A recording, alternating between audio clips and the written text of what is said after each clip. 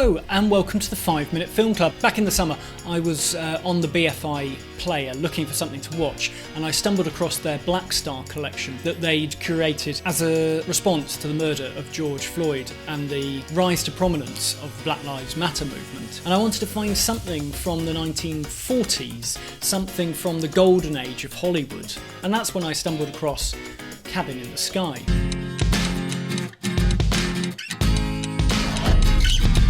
The film is essentially a retelling of Faust. Little Joe, played by Rochester, is a down-and-out gambler and has debts all over town. When a debtor calls in a favour, he skips church and ends up getting shot at a local nightclub and is promptly placed on his deathbed by his doting wife Petunia, played by Ethel.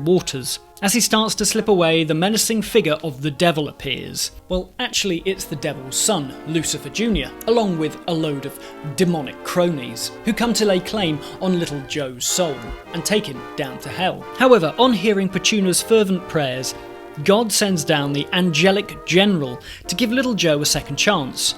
A deal is struck, and so little Joe is given a reprieve for 6 months, just as long as he can stay out of trouble. However, when he wakes up, he has no memory of this conversation, and the tricksy little Lucifer Jr.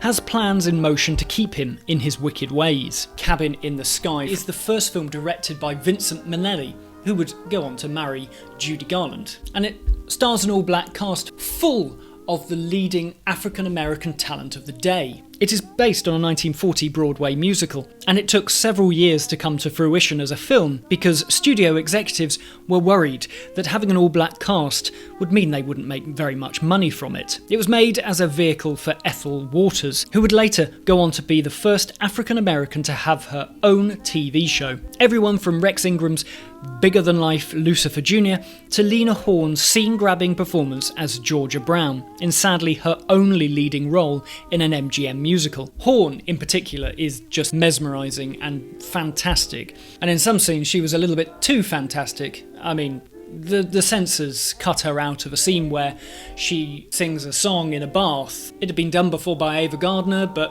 oh no, they said that was too much for audiences, and she later said that she thought it was basically because she was black. But my favourite moment for her in this film is actually towards the end, when the tornado appears, which actually is the same tornado footage used in Wizard of Oz, and it rips apart the Paradise Club, where the climax of the film has just happened, and she is the only person left standing. It's really precarious as all of the set just falls around her, and the music soars, and she falls to her knees as the roof comes in.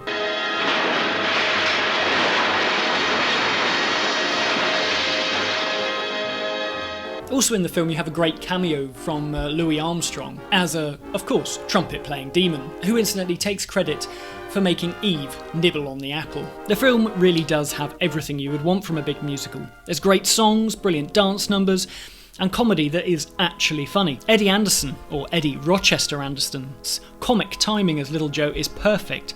He never wastes a moment and is equally successful with the physical comedy. The only issue you can't get away from is the fact that this is an all-black cast in a film made by white studio executives, made to be viewed by a predominantly white audience. The film was not screened in the southern states. In fact, it was picketed, and even a cinema in the north that showed it used blackface on its ushers. Vincent Minnelli was apparently really interested in getting a decent portrayal or performance from all the actors and would engage in conversation with them about how scenes should play out. But actually, I just wonder how many African Americans got to see this film when it was released, and we don't know because, like so many times, their voices were just not recorded. The film also is still just perpetrating the stereotypes that were around at the time. Something I learnt from the commentary on this film is the fact that, you've got to think of this film in context. This is 1943 and there wasn't any television. This was really the only mass entertainment available apart from radio. So you kind of see these portrayals up on a big screen. It's just perpetrating those stereotypes even more. It takes a long time to undo the damage that